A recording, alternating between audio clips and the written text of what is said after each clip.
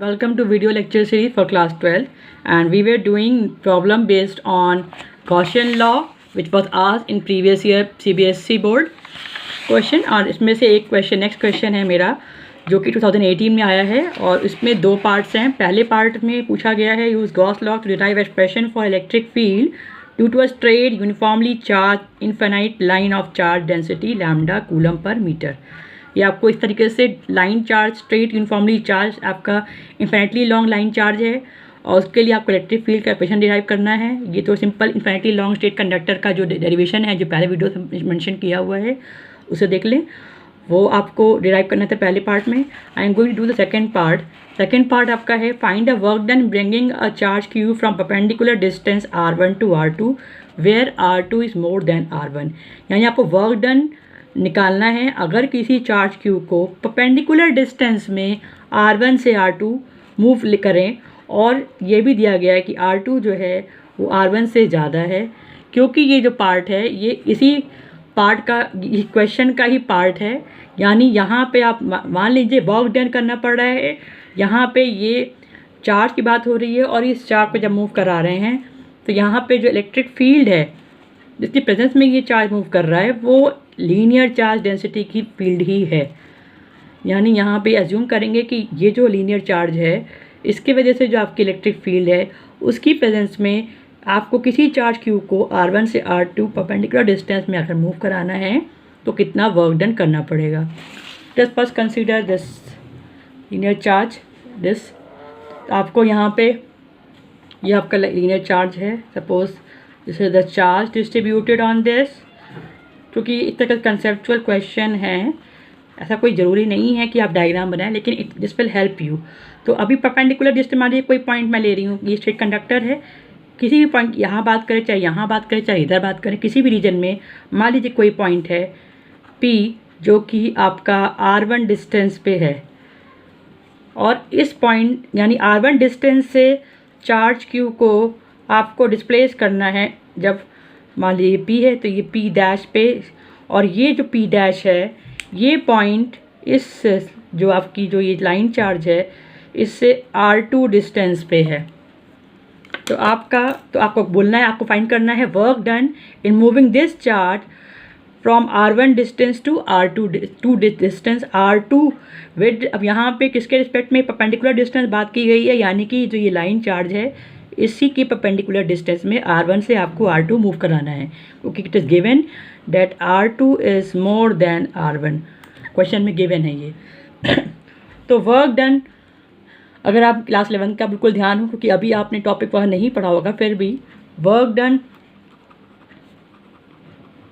आपको निकालना है। तो वर्क डन dW कितना होता है?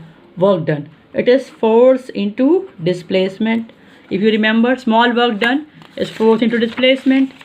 Now force if you remember the formula in terms of electric field के रिस्पेक्ट में क्या हो जाएगा? Q into E dot dr। तो यहाँ पे और we can write dW is equals to Q। Now आपका Q इलेक्ट्रिक फील्ड E की मैग्नीट्यूड रखनी है हमें।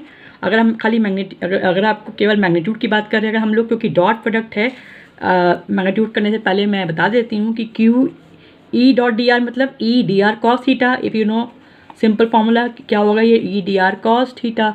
अब यहाँ पर जो थीटा है Q E यानी आपको इलेक्ट्रिक फील्ड और dr स्मॉल डिस्प्लेसमेंट के बीच का एंगल देखना है।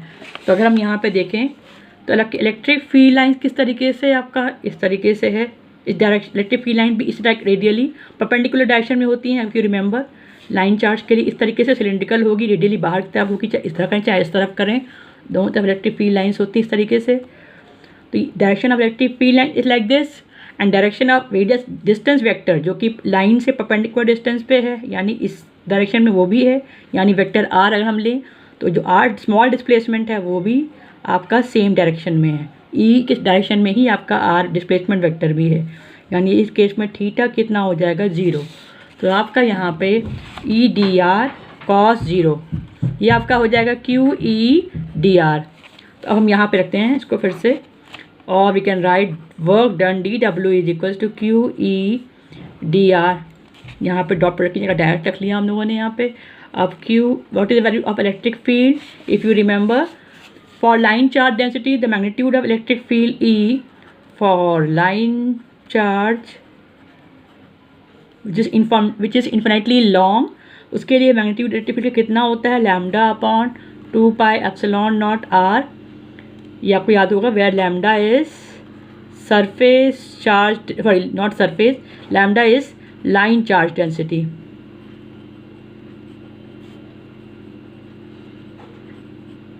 अब हमें यहाँ पे इसी की वैल्यू रखनी है, तो lambda upon 2 pi epsilon naught R D R. This is the small work done for small displacement D R. तो हमें टोटल वर्क डन निकालना है। Total work done, simple maths, total work done W will be equal to Q integration from from R1 to R2। Question में given है क्या है, आपको R2 से R1 पे आपको यहाँ बना देती हूँ मैं, R1 से R2 डिस्टेंस मूव कराने पे कितना वर्क डन करना पड़ेगा, यही हमारा एम है क्वेश्चन का। तो Q यहाँ से पूरा ले रहे हैं, lambda upon 2 pi epsilon naught R D R.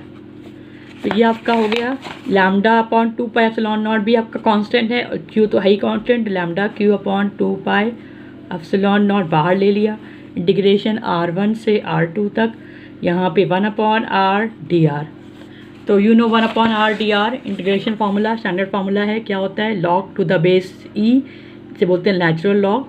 तो आपका हो जाएगा, ये होता है lambda Q upon 2 pi epsilon not, इसको ln r लिमिट R1 से R2, where ln r is what, it is log to the base e times r.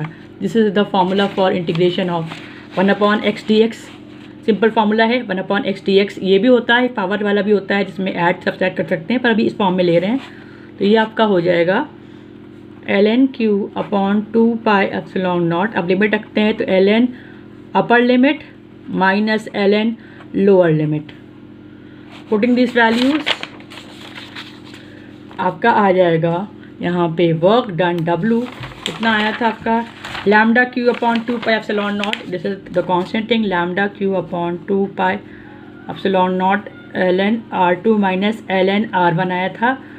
तो log to the base E A minus log to the base B E B is simply log to the base your A upon B the base E।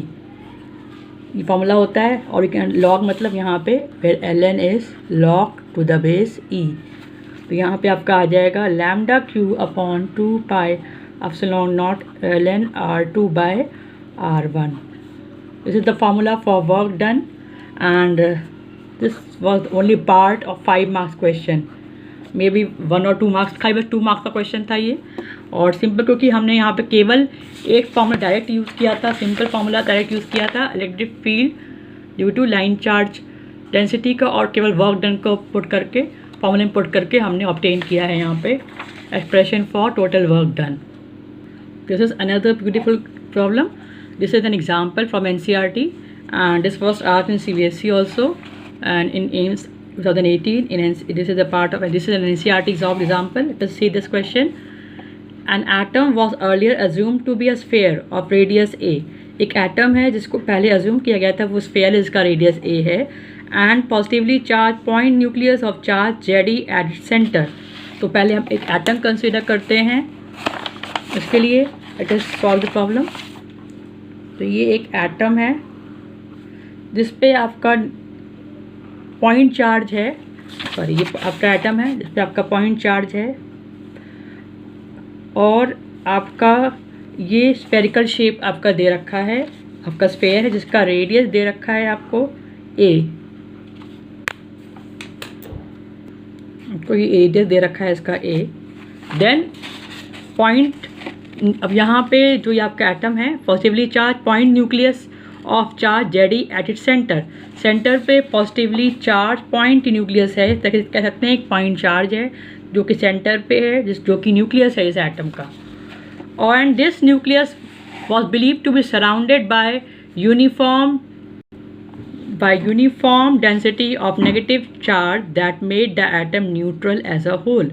यानी जो ये आपका nucleus है इसके चारों तरफ आपका नेगेटिव चार्ज डेंसिटी डिस्ट्रीब्यूट यानी नेगेटिव चार्जेस डिस्ट्रीब्यूट है इस तरीके से। Because of distribution of uniform negative charge surrounding this nucleus, this whole spherical atom is said to be neutral। तो ये जो आपका एटम है ये न्यूट्रल है एज पर द क्वेश्चन, और जो सेंटर पे जो आपका पॉजिटिव चार्ज है जो कि ZE गिवन है क्वेश्चन में। नाउ आपका न्यूट्रल आपका बता दें न्यूट्रल है as a whole. Use this theorem to find electric field of this atom at a distance R। अब आपको जो ये थ्योरम यानी जो ये आप एज्यूम किया गया कि एक एटम है जिसमें न्यूक्लियस पॉइंट में है और कुछ सराउंडिंग में नेगेटिव चार्ज डिस्ट्रीब्यूटेड है, पूरा यूनिफॉर्मली डिस्ट्रीब्यूट किया हुआ है, और आपको इसको थ्योरम के हिसाब से इसको थ्योरम जो दिया गया जो दी गई इस थ्योरी के बेसिस पे आपको इलेक्ट्रिक फील्ड निकालनी है इस एटम की एट ए डिस्टेंस R पे निकालनी है और ये जो डिस्टेंस R है जिस पॉइंट पे निकालनी है वो जो आपका रेडियस है जो स्फेयर है जो एटम है जो का रेडियस अगर A है उससे कम है, यानी आपको एटम के अंदर किसी पॉइंट पे आपको इलेक्ट्रिक फील्ड निकालनी है। ये डिस्टेंस R सेंटर से from centre of the atom. तो आपका ये एटम है, मान लीजिए ये आपका है यहाँ पॉइंट जो कि आपका R डिस्टेंस पे है, आपको यहाँ इस पॉइंट पे इलेक्ट्रिक फील्ड निकालनी है। तो first of all if you remember what we have to do, we have to take the Gaussian surface. तो मान लीजिए मैं ये इस तरीके से गॉसियन सरफेस ये ड्रॉ कर रही हूँ जो कि इस पॉइंट जो ये पॉइंट हमने लिया है, ये पॉइंट जहाँ पे हमें इलेक्ट्रिक फील्ड निकालनी है वो उसके सराउंडिंग लिया है। As we know positive charges हैं तो यहाँ पे कहीं इस पॉजिटिव की वजह से रेडियल फील्ड होगी, बाहर की तरफ इस तरीके से होगी। सिमिलरली नेगेटिव चार्जेस हैं, इनकी वजह से अगर हम बात करें किसी बाहर नेगेटिव चार्ज की वजह से इनकी वजह से आपका क्या होगा टुवर्ड्स द चार्ज होगी। तो ये कहीं पर आपका टुवर्ड्स होगी, कहीं पर आपका अवे होगी, कहीं पर टुवर्ड्स, यानी रैंडमली आपको अंदर या बाहर की तरफ रेडियल डायरेक्शन में ही होंगी। So electric field due to this charge distribution will be somewhere inward and somewhere away radially, will be inward and away radially from the given point। इस पॉइंट से रेडियली अवे या इसकी तरफ होगी इन सभी चार्ज की वजह से। अब पहले हमें निकालना है क्योंकि गिवन है as it is given that this atom is neutral, so we can simply write if rho is the density of negative charge.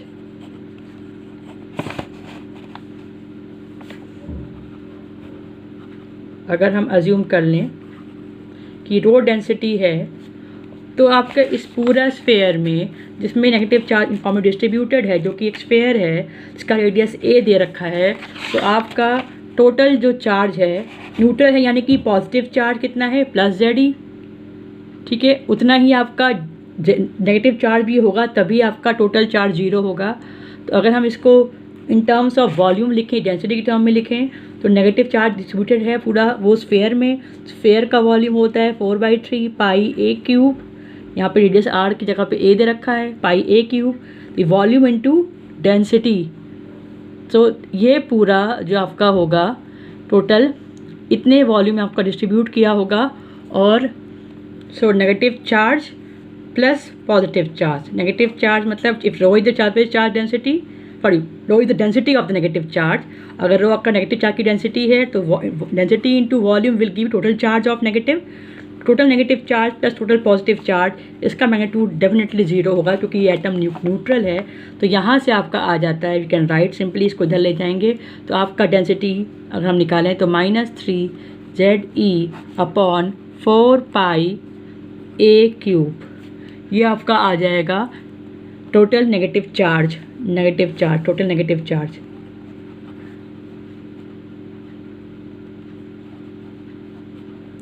In the given question. Now we have to find charge, तो हमारे पास आ गया this is the charge density, not charge, this is the charge density. Charge तो आपका ये पूरा है, चार्ज डेंसिटी आपने निकाल ली in terms of a radius vector a, radius a के टर्म में निकाल ली, क्योंकि चार्ज डेंसिटी क्वेश्चन में गिवन नहीं थी, बस negative positive charge density, positive charge दे रखा था जेड, तो नेगेटिव चार्ज भी जेड ही होना चाहिए विद द नेगेटिव साइन। तो positive charge plus negative charge means density into volume give you the that thing. जैसे कि आपका मास, आपका density is equal to mass per unit volume, तो मास क्या हो जाएगा, डेंसिटी इनटू वॉल्यूम। सिमिलरली अगर हम यहाँ पे मास की जगह चार्ज डेंसिटी बात कर रहे हैं, तो चार्ज निकालना है अगर, तो चार्ज क्या हो जाएगा, volume into density of the charge, density into volume of the charge will give you the, this is the negative charge, this is the negative charge जो पूरे स्फेयर में है, प्लस जेड ई पॉजिटिव चार्ज। यहाँ से हमें negative charge की density मिल गई, इसको हम आगे यूज़ करेंगे। अब हमें गॉसियस लॉ अप्लाई करना है, तो from Gauss's law for Gaussian surface जो कि हमने लिया है, Gaussian surface, you can say the Gaussian surface, this is the Gaussian surface, so we have taken this Gaussian surface and we have, this is the Gaussian surface, and we have to find the electric flux through this surface, because यही हमें point P distance R के through total electric field भी देगा। तो Gaussian surface के लिए आपका applying Gauss's law, Gaussian surface R less than A, applying Gaussian law, flux phi is equal to charge enclosed upon epsilon naught, where epsilon naught कहें या epsilon लें, medium की परमिटिविटी है, यहाँ पे हम फ्री स्पेस में ले रहे हैं तो epsilon naught ले लिया। अब यहाँ पे पहले लेफ्ट हैंड साइड लेते हैं, फ्लक्स की वैल्यू क्या होती है, ये होता है आपका ई डॉट एरिया वेक्टर, और यहाँ पे इलेक्ट्रिक जो आपका इलेक्ट्रिक फील्ड लाइंस हैं, चाहे वो पॉजिटिव की वजह से चाहे नेगेटिव की वजह से हो, वो सभी की सभी रेडियल ही होंगी, यानी रेडियस के अलॉन्ग होंगी, यानी जो एरिया वेक्टर है जो स्फेयर का वो और इलेक्ट्रिक फील्ड लाइंस ये सभी की सभी सेम एंगल पे होगी। तो यहाँ पे dot product simply E A cos 0, यानी ये हो जाएगा E A, electric field E into area of the surface area of the Gaussian surface, यहाँ पे इलेक्ट्रिक फ्लक्स उसके थ्रू लेना है, हमें लेना है गॉसियन सरफेस के थ्रू कितना इलेक्ट्रिक फ्लक्स पास कर रहा है। तो गॉसियन सरफेस जो लिया है वो भी 3D में लिया है, वो भी स्फेयर का एक पार्ट है जिसका रेडियस स्मॉल r है, कि यहाँ पे r रेडियस पे गॉसियन सरफेस लिया है, तो उसका एरिया हो जाएगा 4πr², where 4πr² is the area of this Gaussian surface जो हमने बनाया है, जो कि 3 डायमेंशन में क्या है, वो भी एक स्फेयर है, तो उसका सरफेस एरिया क्या होता है स्फेयर का, 4πr²। ये आपका इलेक्ट्रिक फ्लक्स हो गया। अब टोटल चार्ज हम देखते हैं, तो charge enclosed right hand side ले रहे हैं, charge enclosed Q will be equal to positive charge, कितना पॉजिटिव चार्ज है, plus negative charge in sphere of radius small r, क्योंकि गॉसियन सरफेस के अंदर ही कितना चार्ज उतना ही चाहिए हमें, पॉजिटिव चार्ज तो जेड ही, क्योंकि पॉइंट चार्ज है, पॉजिटिव चार्ज तो उतना ही है, उसमें कोई चेंज, लेकिन नेगेटिव चार्ज तो केवल इतने पोर्शन में है जो ये आपने सरफेस लिया, केवल इतने अंदर का जो नेगेटिव चार्ज है केवल वही कंट्रीब्यूट करता है बाय गॉस लॉ की वजह से। क्या कहता है गॉस लॉ कि जो आपका total electric flux through close surface is charge enclosed upon epsilon not through that surface. तो इस सरफेस के थ्रू इलेक्ट्रिक फ्लक्स पास कर रहा है वो केवल जो चार्ज इंक्लोज कर रहा है सरफेस के अंदर उस पर डिपेंड कर रहा है, बाहर की तरफ से मतलब नहीं है, यानी अंदर जितना चार्ज है। अब अंदर कितना चार्ज है उसके लिए पहले तो अंदर वाले पोर्शन का आपका अगेन हमें चार्ज डेंसिटी गिवन है, अगेन यहाँ पे अगर हम मल्टीप्लाई करें चार्ज डेंसिटी से आप वॉल्यूम को, तो इस इतने पोर्शन का वॉल्यूम कितना है 4/3πr³ volume of the small sphere जो गॉसियन सरफेस का वॉल्यूम है, into charge negative charge density तो यूनिफॉर्म है, ये रो है। अब रो की क्योंकि रो क्वेश्चन में गिवन नहीं, ये वेरिएबल हटाना है हमें, तो ZE यहाँ पे प्लस 4/3πr³। अब ये नेगेटिव चार्ज है, तो ये जो हमने पहले स्टार्टिंग में जो हमने यहाँ पे निकाला था क्वेश्चन में नेगेटिव चार्ज कितना आया था 3ZE/4πa³। तो ये आपका आया था, ये आपका आया है 3ZE with the minus sign क्योंकि नेगेटिव चार्ज आया था अपॉन 4πa³। ये आपका आया था। तो यहाँ पे ZE कॉमन ले लेते हैं, तो ये आपका आ जाएगा 1 minus your r³ upon A cube, कि पाई 4 पूरा कट गया, 3 कट गया, ये आपका आ गया। तो again so applying now putting in the Gauss's law, so we had electric flux is equals to, therefore phi is equals to E into 4 pi r square is equal to charge enclosed which is ZE time 1 minus r cube upon a cube upon epsilon naught। तो हमारे पास आ गया, यहाँ से आपका आ गया electric field E is equals to ZE upon 4 pi, ये इधर ले गए, epsilon naught r square 1 minus r cube upon a cube. इसको सिंप्लीफाई कर सकते हैं तो ये आपका आ जाएगा simply written as E ZE upon 4 pi epsilon naught 1 upon, इसको आप देखेंगे तो 1 अपॉन r स्क्वायर तो आपका यहाँ पे है ही है, और यहाँ पे हो जाएगा माइनस, अगर इसको अंदर ले गया r स्क्वायर को तो ये हो जाएगा simply r upon a cube. तो क्वेश्चन में केवल आपको पूछा गया था कि किसी पॉइंट जो r distance less than a है उस पर निकालना है इलेक्ट्रिक फील्ड। इसके और भी पार्ट सकते हैं कि अगर आपका रेडियस a है उस पॉइंट पे निकालना इलेक्ट्रिक फील्ड तो कितनी होगी, या बाहर की तरफ एटम के बाहर कितनी इलेक्ट्रिक फील्ड होगी इस पूरे चार्ज डिस्ट्रीब्यूशन की वजह से। तो वो पर ये क्वेश्चन में केवल इतना ही निकालना था हमें, this is the final answer. तो try more questions. Thank you.